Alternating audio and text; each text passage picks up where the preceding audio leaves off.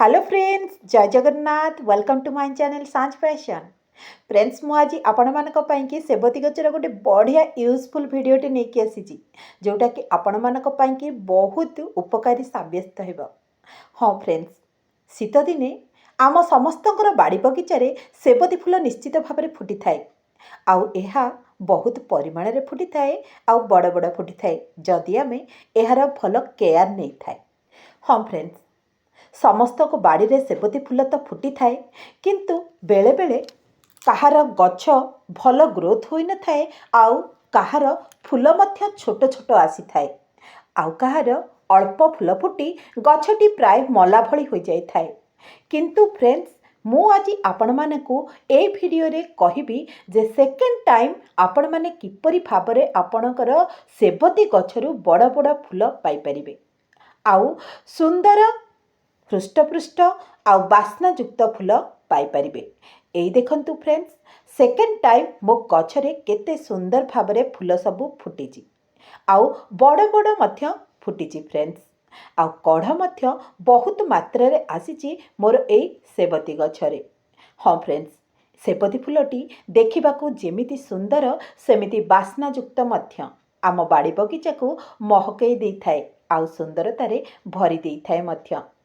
तेणु फ्रेंड्स, आपण माने जदि सेकेंड टाइम आपणकर सेबती गछरे बड़ बड़ आउ हृष्टपृष्ट फूल पाइबाकू चाहुचंती, कलरफुल फूल पाइबाकू चाहुचंती, ताहले मु आज जेउ घरे सारटी देबी ताहा जदि आपण एथिरे यूज करिवे ताहले निश्चित भाव में बहुत सारा फूल सेकेंड टाइम आपणकर सेबती गछरे पाई परिबे। ताले देखि नियंतु फ्रेंड्स, किपरि भाव में मो बगीचारे एते बड़ बड़ फूल फुटी, आउ बहुत सारा फूल फुटी, ता पुणी वेस्ट पट मान करे।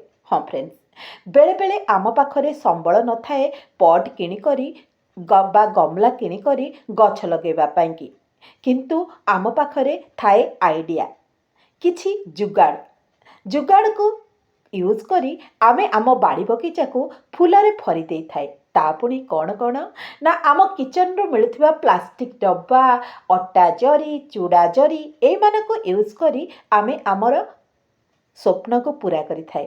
ताले मु मध्य सही परी वेस्ट पट मानको यूज करिकी, वेस्ट जिनस मानको यूज करिकी मो गछरे बहुत सारा फूल पाइची, आउ आपण मानको एबे देखै मध्य देउची फ्रेंड्स। सबु गछ गुड़िक ए जो लगी ताहाको अट्टा जरी लगी, पुणी नहले को प्लास्टिक डब्बा मानकरे जो आम किचन रू वेस्ट बाहर थाए से गुड़िक लगी, आउ सेतिरे केते सारा कढ़ होईची आपण माने देखि पारुथिबे। ताहले फ्रेंड्स, ये तो गला आमे कौथरे कौन लगेबा आउ आम स्वप्न को किपरि पूरा करिबा, किंतु सेकेंड टाइम आम गछरे एई भली फूल किपरि पाइबा, ता पुणी घरे सार को यूज करी। सबु भिडियो रे आपण माने मोर देखिथिबे जे मु घरे सार को ही यूज करी मो गछरु फूल पाई थाए, किचन वेस्ट को यूज करी थाए, जेमिति कि हमर परिबा चोपा आउ किचन रू मिलुथिबा सोरिष, हळदी ए गुडी को यूज करी मो गछरु बहुत सारा फूल पाई थाए। देखि नियंतु फ्रेंड्स, केमती अट्टा जरी रे आउ प्लास्टिक डब्बा रे ए परि भाबरे केते सुंदर भाबरे फूल गुडी को मोर फुटिची। ताहले फ्रेंड्स, मु आज कौन एमिति जिनस यूज करी जहाँफल कि सेकेंड टाइम आम गछरे बहुत सारा फूल फुटी पारिबो। ताले देखि नियंतु सेई जिनसटी कौन। ता पूर्वरु आमे कौन करिबा ना आम गछ को टिके परिष्कार करदेबा। हाँ फ्रेंड्स, थरे फूल फुटी सारिला परे गछर पत्र गुड़िक आमर सुखिला सुखिला सब हो जाई थाए, हलदिया पड़ जाई थाए। तेणु सेगुड़ी को प्रथमे आमे बाहर करनेबा, कारण जो न्यूट्रिशन बा सार को सी ए गछर पत्र को पचेबा व्यवहार करिबो, ताहा सी नुआ नुआ डाल आउ कढ़ आसीबारे व्यवहार करिबो। ताहले फ्रेंड्स, सार दबा पूर्वरु आमे आम गछरे थिबा सबुजाक जो सुखिला पत्र, पाचिला पत्र आउ जो सुखिला फूल गुड़िक थिबो सेगुड़ी को बाहर करनेबा। जदि आमर गछरु प्रथम थर फूल फुटी जाइची आउ सेकेंड थर आमे फूल पाइबाकू चाहूचे, ताहले जो फूल गुड़िक आमे तोड़ीचे सेई फूलर डेम्फ गुड़ी को टिके टिके काटी दियंतु, तळु तळु गोटे गोटे पत्र थिबा पाखरु ही काटी दियंतु, देखिबे सेठु नुआ डाल बाहरिबो आउ कढ़ मध्य नुआ नुआ आसीबो फ्रेंड्स। এই ଦେଖନ୍ତୁ ଫ୍ରେଣ୍ଡସ୍, ଗଛରେ ମଧ୍ୟ ଆମର ପିମ୍ପୁଡ଼ି ହେଇଛନ୍ତି। ତାହେଲେ ସେଇ ପିମ୍ପୁଡ଼ିକୁ ବାହାର କରିବା ପାଇଁକି ବା ଭଗେଇବା ପାଇଁକି ଆମେ କ'ଣ କରିବା ତାହା ମୁଁ ଆଗକୁ ମଧ୍ୟ କହିବି। ତା ପୂର୍ବରୁ ଗଛର ମାଟି ଗୁଡ଼ିକୁ ଟିକେ ଖୁର୍ସେଇ ଦେବା। ହଁ ଫ୍ରେଣ୍ଡସ୍, ମନେ ରଖିଥିବେ, ଯେଉଁ ଗଛର ମାଟିରେ ନୂଆ ନୂଆ ଚାରା ବାହାରି ନଥିବ ସେଇ ଗଛକୁ ହିଁ ଖୁର୍ସାନ୍ତୁ, କାରଣ ଏଇଭଳି ଚାରା ବାହାରିଥିବ ଛୋଟ ଛୋଟ ଗଛ ଗୁଡ଼ିକ ନଷ୍ଟ ହୋଇଯାଆନ୍ତି। ତେଣୁ ଆମେ ଏହାକୁ ଖୁର୍ସେଇ ପାରିବା ନାହିଁ। ଆଉ ଶୁଖିଲା ସାର ମଧ୍ୟ ଏଥିରେ ଦେଇପାରିବା ନାହିଁ। ତାହେଲେ କ'ଣ ଏଥିରେ ଆମେ ଦେବା ନା ଆମେ ତରଳ ସାରକୁ ଏଠି ୟୁଜ୍ କରିବା ସେକେଣ୍ଡ ଟାଇମ୍ ଫୁଲ ପାଇବା ପାଇଁକି। ତାହେଲେ ସେଇ ତରଳ ସାର କ'ଣ ନା ଆମ କିଚେନ୍ରୁ ବାହାରୁଥିବା କିଛି ୱେଷ୍ଟ ଜିନିଷ, ତାହା ମୁଁ ଆଗକୁ ଦେଖେଇବି। ଆଉ ଏମିତି ଫୁଲ ଆପଣମାନେ ପାଇପାରିବେ ତାହାକୁ ୟୁଜ୍ କରିକି। ତାହେଲେ ଦେଖିନିଅନ୍ତୁ, ମୁଁ ସବୁ ଗଛ ଗୁଡ଼ିକ ମୋର ସଫା କରିଦେଲିଣି।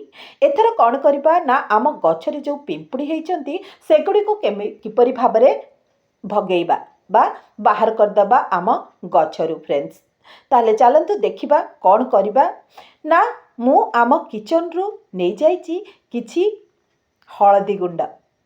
ହଳଦୀ ଗୁଣ୍ଡକୁ ୟୁଜ୍ କରି ଆମେ ଆମ ଗଛରୁ ପିମ୍ପୁଡ଼ିକୁ ବାହାର କରିନେବା। ତାହେଲେ ଦେଖିନିଅନ୍ତୁ କେତେ ସୁନ୍ଦର ଭାବରେ ଫ୍ଲାୱରିଂ ହେଇଛି ମୋର ସବୁ ଗଛ ଗୁଡ଼ିକରେ। ତାପରେ ଦେଖନ୍ତୁ ଫ୍ରେଣ୍ଡସ୍, ମୁଁ ଏଠି ନେଇଛି 1 ଚାମଚ ହଳଦୀ। ଏଇ 1 ଚାମଚ ହଳଦୀ ହିଁ ଆମ ଗଛରୁ ସବୁ ପିମ୍ପୁଡ଼ିମାନଙ୍କୁ ବାହାର କରିନେବ। ଆଉ ଯଦି ଧଳା ମିଲିବଗ ହେଇଥିବେ, କଳା ମିଲିବଗ ହେଇଥିବେ ବା ଧଳା ଜୌପୋକ ହୋଇଥିବେ ସେଗୁଡ଼ିକ ନଷ୍ଟ ହୋଇଯିବେ। ତାହେଲେ ଦେଖିନିଅନ୍ତୁ, ମାତ୍ର 1 ଚାମଚ ହଳଦୀ ମୁଁ ମୋର କିଚେନ୍ରୁ ନେଇ ଆସିଛି। ଆଉ ତାକୁ ଅଧ ମଗ ପାଣିରେ ତାକୁ ଗୋଳି ଦେଇଛି।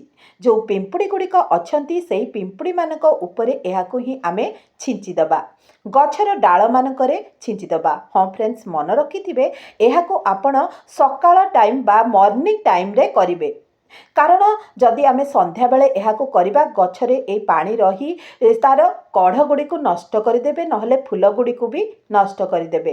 ତେଣୁ ଫ୍ରେଣ୍ଡସ୍, ଯଦି ସ୍ପ୍ରେ ବଟଲ୍ ଅଛି ସ୍ପ୍ରେ ବଟଲ୍ରେ ଆପଣ ଏଇ ହଳଦୀ ଗୁଣ୍ଡର ପାଣିକୁ ମିକ୍ସ କରି ପାଣିରେ ତାହାକୁ ସ୍ପ୍ରେ କରିପାରିବେ, ନହେଲେ ଏହିପରି ଭାବରେ ମୁଠା ମୁଠା ସେମିତି ଛିଞ୍ଚି ଦିଅନ୍ତୁ। ଦେଖିବେ ସେଇ କଳା ପିମ୍ପୁଡ଼ି ଗୁଡ଼ିକ ନିଶ୍ଚିତ ଭାବରେ ସେଠୁ ହଟିଯିବେ।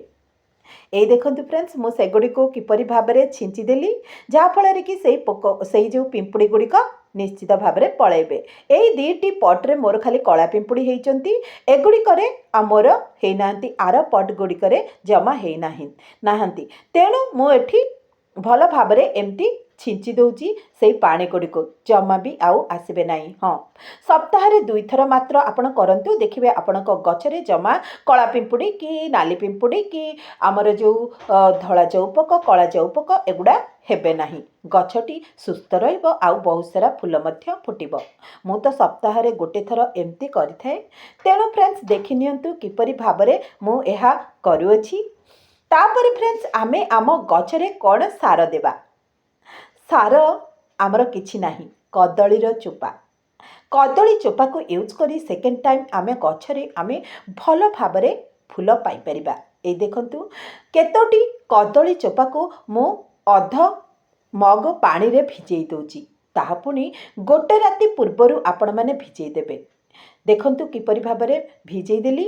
ଆଉ ସେଥିରେ ମିକ୍ସ କରିଦେବେ ଘଷି, ଗୋବରର ଘଷି। ଗୋବର ଘଷି ଆପଣମାନେ ଜାଣିଥିବେ, ତାହା ସେଥିରେ ବହୁତ ସାରା ନ୍ୟୁଟ୍ରିସନ୍ ଥାଏ, ଯାହାକି ଆମ ଗଛରେ ନୂଆ ଡାଳ ଆସିବାରେ ସାହାଯ୍ୟ କରିଥାଏ। ଆଉ ଆମର ଏଇ କଦଳୀ ଚୋପାରେ NPKର ମାତ୍ରା ବହୁତ ଥାଏ, ନାଇଟ୍ରୋଜେନ୍, ଫସ୍ଫରସ୍ ଆଉ ପୋଟାସିୟମ୍। ତାହା ଗଛରେ ନୂଆ କଢ଼ ଫୁଲ ଆସିବାରେ ସାହାଯ୍ୟ କରିଥାଏ।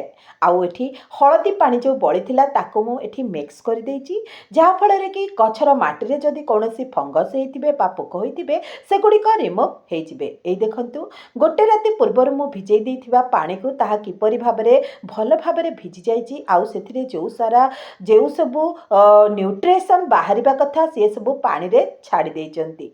ଯଦି ଆପଣଙ୍କ ପାଖରେ ଗୋବର ଘଷି ନାହିଁ ତାହେଲେ ଆପଣମାନେ ଚାପତି, ଅଧ ଚାମଚ ଚାପତି ମିକ୍ସ କରିଦେବେ ଏଥିରେ, ତାହା ମଧ୍ୟ ସେମ୍ ଟାଇପ୍ର କାମ କରିବ। ତାହେଲେ ଦେଖିନିଅନ୍ତୁ, ମୁଁ ଏହାକୁ ଛାଣି ନେଲି। ଆଉ ସେଥିରେ ମିକ୍ସ କରିଦେବା ସେତିକି ପାଣି ଯେତିକି ମୁଁ ଏଇ ପଟ୍ଟିରେ ପାଣି ନେଇଯାଇଛି ଆମର ସେଇ ତରଳ ସାରକୁ। ସେଇ ସାରରେ ଆମେ ଆହୁରି ଯେତିକି ପାଣି ନେଇଥିବା ସେତିକି ପାଣି ମିକ୍ସ କରିଦେବା ଆଉ ତାକୁ ସବୁ ଗଛମାନଙ୍କରେ ଦେଇଦେବା। ଦେଖି ନିଅନ୍ତୁ କିପରି ଭାବରେ ଛାଣିଦେଲି। ଆଉ ଏହାକୁ ଆଉ ଥରେ ମଧ୍ୟ ଆପଣମାନେ ପାଣି ଭରି କରିକି ରଖିଦିଅନ୍ତୁ। ତାପରେ 10 ଦିନ ପରେ ସେଇ ପାଣିକୁ ଦେଇଦିଅନ୍ତୁ। ଦେଖିବେ ସେମିତି ସେମ୍ ସେ କାମ କରିବ। ତାହେଲେ ଦେଖି ନିଅନ୍ତୁ କେମିତି ପାଣି ମୁଁ ମିକ୍ସ କରିନେଲି ଆଉ ମୋର ସବୁ ଗଛରେ ଏବେ ମୁଁ ଦେଇଦେବି ଏହି ପାଣି ଗୁଡ଼ିକୁ। ଏହି ପାଣିଟି ବହୁତ ବଢ଼ିଆ କାମ କରିଥାଏ ଆମ ଗଛରେ ନୂଆ କଢ଼ ଆଉ ଫୁଲ ଆସିବା ପାଇଁ। ସେକେଣ୍ଡ ଟାଇମ୍ କାହା କାହା ଗଛରେ ଜମା ଫୁଲ ଆସିନଥାଏ ଆଉ କଢ଼ ମଧ୍ୟ ଆସିନଥାଏ ଫ୍ରେଣ୍ଡସ୍। ତେଣୁ ଏଇ ପାଣିକୁ ଦେଲା ମାନେ ନିଶ୍ଚିତ ଭାବରେ ତାହା ଭଲ କାମ କରିଥାଏ ଆଉ ଆମ ଗଛରେ ବଡ଼ ବଡ଼ ଫୁଲ ଆସିଥାଏ। ତେଣୁ ସେକେଣ୍ଡ ଟାଇମ୍ ଯଦି ଫୁଲ ପାଇବାକୁ ଚାହୁଁଛନ୍ତି ଆପଣଙ୍କର ସେବତୀ ଗଛରେ ନିଶ୍ଚିତ ଭାବରେ ଏଇ ପାଣିକୁ ଦିଅନ୍ତୁ। କାରଣ ଯେଉଁ ଆମର ଶୁଖିଲା ସାର ଆମେ ଏଥିରେ ଦେଇପାରିବା ନାହିଁ, କାରଣ ଛୋଟ ଛୋଟ ଗଛ ଗୁଡ଼ିକ ସେଇ ଗଛର ମାଟିରେ ସବୁ ଉଠିଥାନ୍ତି। ତେଣୁ ତାକୁ ଖୁର୍ସେଇକି ଦେବା ବଡ଼ ପ୍ରୋବ୍ଲେମ୍ ହେଇଥାଏ। ତେଣୁ ଯଦି ଆମେ ତରଳ ସାରକୁ ଏଠି ୟୁଜ୍ କରିବା ତାହେଲେ ତାହା ଠିକ୍ ଭାବରେ କାମ କରିଥାଏ। ଗଛରେ ଖାଦ୍ୟ ପ୍ରସ୍ତୁତି ଠିକ୍ ଭାବରେ ହୋଇଥାଏ ଆଉ ଆମ ଗଛଟି ସୁସ୍ଥ ରହିଥାଏ, ଯାହାଫଳରେ କି ଗଛରେ ନୂଆ କଢ଼ ଆଉ ଫୁଲ ଆସିଥାଏ। ଏଇ ଦେଖନ୍ତୁ ମୁଁ ପୁଣି ଥରେ ସେଥିରେ ପାଣି ମିକ୍ସ କରିକି ତାକୁ ରଖିଦେଲି ଗୋଟେ ସାଇଡ଼୍ରେ। ତାକୁ କିଛି ଦିନ ପରେ ପୁଣି ଆଉ କେଉଁ ଗଛରେ ମୁଁ ଦେଇଦେବି ତାହାକୁ। ତାହେଲେ ଦେଖି ନିଅନ୍ତୁ ଫ୍ରେଣ୍ଡସ୍ କେତେ ସାରା ଫୁଲ ଫୁଟିଛି ମୋର ଏଇ ସେବତୀ ଗଛମାନଙ୍କରେ ଆଉ ବହୁତ ସାରା କଢ଼ ମଧ୍ୟ ଆସିଛି, ଆଗକୁ ଫୁଟିବ।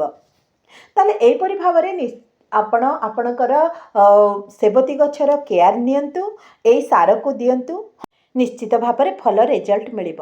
ତାହେଲେ ରହୁଛି, ପୁଣି ଦେଖା ହେବ ଆଉ ଗୋଟେ ଭିଡ଼ିଓରେ। ସେତେବେଳେ ପାଇଁକି ଜୟ ଜଗନ୍ନାଥ। ଜଗନ୍ନାଥ ସମସ୍ତଙ୍କର ମଙ୍ଗଳ କରନ୍ତୁ ଆଉ ଆପଣଙ୍କ ବଗିଚାଟି ବହୁତ ସୁନ୍ଦର ହେଉ ଫୁଲରେ। ରହୁଛି।